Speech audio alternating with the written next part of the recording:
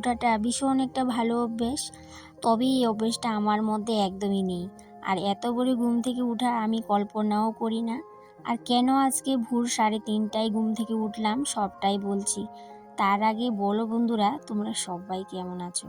আশা করছি রাধা মাধবের কৃপায় সবাই ভালো আছো। সূর্যি মামাকে, ভূমি মাতাকে প্রণাম করে একটু হাঁটাহাঁটি করে নেব। তবে আজকে ঘুম থেকে এত ভোরে উঠেছিলাম, প্রথম তো একটু ভয় ভয় করছিল, কারণ রাস্তা থেকে আমাদের বাড়িটা পুরোপুরিভাবেই দেখা যায়। তাই জন্য কেমন একটু ভয় ভয় করছিল। তারপর কিন্তু আর ভয়টা আমার করছিল না, যেহেতু হাজব্যান্ডও আমার সাথে সাথেই উঠে পড়েছিল। আর প্রথম যখন উঠেছিলাম হাজব্যান্ড কিন্তু অনেকটাই বকাঝকা করছিল যে কেন এত তাড়াতাড়ি ঘুম থেকে উঠলাম। কিন্তু কেন উঠলাম সেটা যখন বললাম তখন কিন্তু ও আর ঘুমিয়ে থাকতে পারলো না, ও কিন্তু উঠে পড়লো। আমাকেও অনেকটাই হেল্প করে দিল, কারণ সংসারে যা কাজ বাজ আছে সমস্ত কাজ বাজ শেষ করে বেরোতে হবে। আর বেরোতে হবে কোথায় সেটাও তোমাদের সাথে তো শেয়ার করবোই। ফার্স্ট ট্রেনে যেহেতু বের হব, সংসারের সব কটা কাজ কমপ্লিট করে তবেই বের হব। তবে রাতের বেলা কিন্তু রান্নাঘরে যা কাজ বাজ ছিল সমস্ত কাজ বাজই মোটামুটি কমপ্লিট করে নিয়েছিলাম। তারপরেও সকালবেলা আরও কিছু কাজ থাকে যেগুলোকে আমাকে করতেই হবে।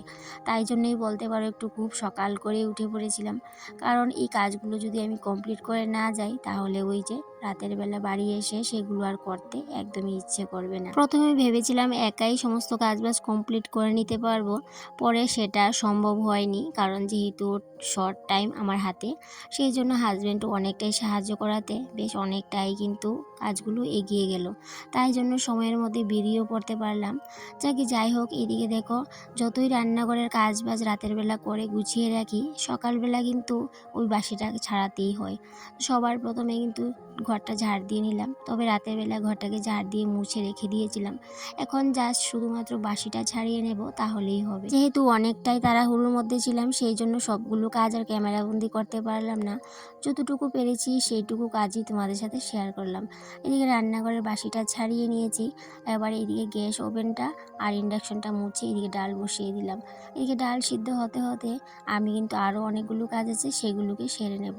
তবে ঘরটাকেও মুছে নিয়েছিলাম, সেটা আর তোমাদের সাথে শেয়ার করিনি। এদিকে ওই রুমটাকেও কিন্তু ঝাড় দিয়ে নিয়েছি। আর এখন চলে যাব যেই ঘরে আমি সবসময় থাকি সেই ঘরটা ঝাড় দেব আর বারান্দাটা মুছে নেব। ঘরটা আজকে আর মুছবো না, যেহেতু ঘরটাও মুছতে গেলে বেশি কাজ যদি করতে যাই তাহলে কিন্তু আর সময়ের মধ্যে সমস্ত কাজবাজ করতে পারবো না। যেহেতু রান্নাটাও করতে হবে সেটাই কিন্তু ভাবছিলাম আর কাজগুলো করছিলাম। আর এমনিতেও অনেক তাড়াহুড়ো করে এখন আর সেইভাবে কাজ করতে পারি না। একটু তাড়াহুড়া যদি করে কাজ করতে যাই তখনই কোমর ব্যথাটা শুরু হয়ে যায়।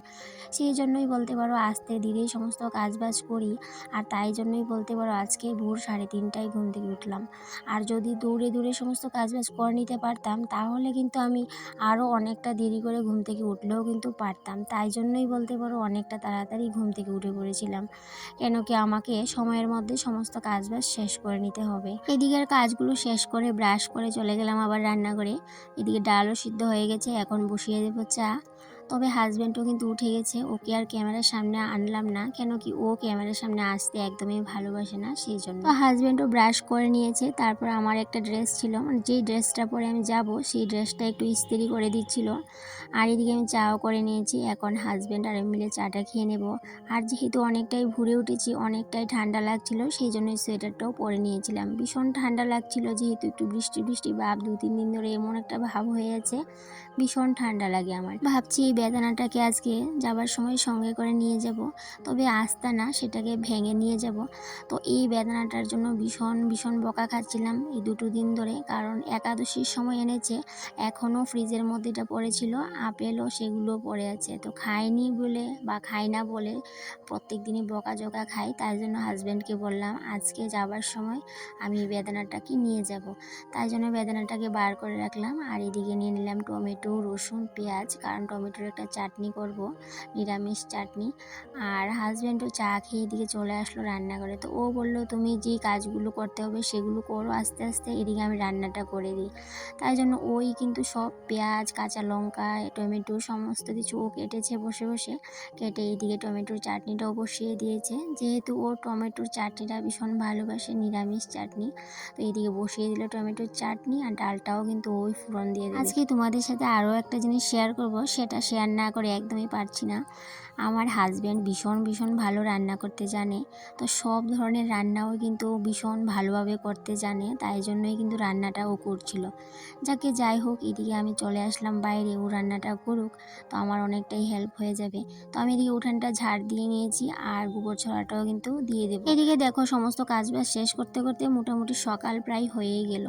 তো আর একটু তাড়াহুড়োই করছিলাম, রেডি হতে হবে, বের হতে হবে, যেহেতু ট্রেন দিয়ে যাব, ফার্স্ট ট্রেনটাকেও কিন্তু সময় মতো গিয়ে পেতে হবে, সেটাও কিন্তু মাথার মধ্যে ঘুরপাক খাচ্ছে। আর যেহেতু যাব ট্রেনে, তো সেই জন্যই বলতে পারো একটু টেনশন যে ট্রেনটা সময় মতো যদি না যেতে পারি তাহলে তো ট্রেনটা মিস করে নেব। আর এদিকে দেখো কত বকবক করছি, তোমাদের সাথে বলাই হয়নি আমি কোথায় যাব। আজকে যাব আগরতলা ডক্টর দেখাতে। ওই যে বললাম বেশ অনেক দিন ধরে কোমর ব্যথায় ভীষণ কষ্ট পাচ্ছি আর ভীষণ কষ্ট হচ্ছে। তো সেদিনকে এত কষ্ট হচ্ছিল, মানে কান্না শুরু করে দিয়েছিলাম, এমন অবস্থা হয়েছে। তখন আগরতলাতে একজন ভালো ডক্টরের সন্ধান পেলাম, তো সেখানেই আমার নামটা লিখিয়ে নিয়েছিলাম 2-1 দিন আগে। তো যেহেতু আজকে ডেট, আজকে তো যেতেই হবে, আজকে হচ্ছে রবিবার। আর রবিবার এই সপ্তাহে একটা দিনই রবিবারে ডক্টর এখানে বসে, যেহেতু শুনেছি ভালো ডক্টর, তাই জন্য সেখানেই যাব। আর এদিকে দেখো হাজব্যান্ড রান্নাবান্না শেষ করে বাসন কুসন ধুয়ে টেবিলের মধ্যেই মেলে দিয়েছে আর বেদানাটাকেও ছাড়িয়ে দিয়েছে, আর এদিকে একটা আপেলও কেটে নিয়েছে। তোমরা নিশ্চয়ই ভাবছো রান্না যেহেতু হয়েছে তাহলে খাওয়া দাওয়া করে বের হব, একদমই না, খাওয়া দাওয়া হয়নি, যেহেতু লাস্ট ট্রেনে আসবো আর এসেই রান্নাবান্না করাটা ভীষণ একটা বিরক্তিকর ব্যাপার আমার কাছে। আর যেহেতু আমি একটু জার্নি করতে পারি না, একটু জার্নি করলেই মাথা প্রচণ্ড ধরে থাকে, সেই জন্য ভাবলাম রান্নাটা করে যাই, শুধুমাত্র ভাতটা করবো এসে। তো সেই জন্যই বলতে পারো রান্নাটা শেষ করে নিয়েছি। এদিকে সমস্ত কিছু গুছিয়ে নিয়েছি রান্না করে, এখন চলে যাব রেডি হতে। এখন বাজে সকাল 6:30।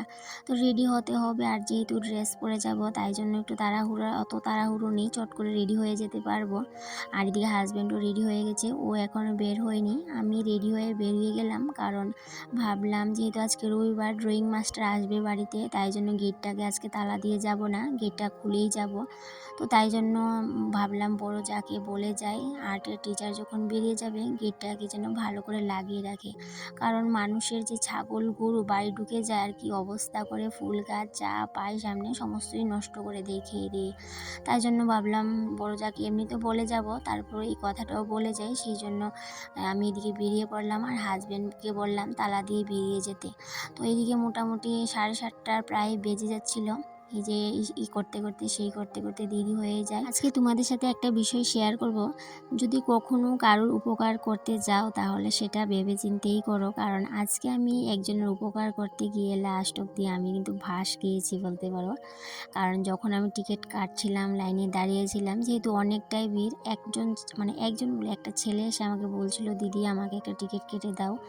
তো আমি বললাম ঠিক আছে। তো ওর টিকিটটা যখন কাটলাম ও আমার হাতে 50 টাকা দিল, আর আমাদের দুজনের যেহেতু ভাড়া আগরতলা 40 টাকা, আর ও যাবে তেলিয়ামোড়া, ওর ভাড়া 10 টাকা। তো আমি যখন ওর জন্য একটা টিকিট, আমাদের জন্য দুটো টিকিট নিলাম, তো 50 টাকা রেখে দিল কাউন্টারে আর 50 টাকা ঘুরিয়ে আমার হাতে দিয়ে দিল।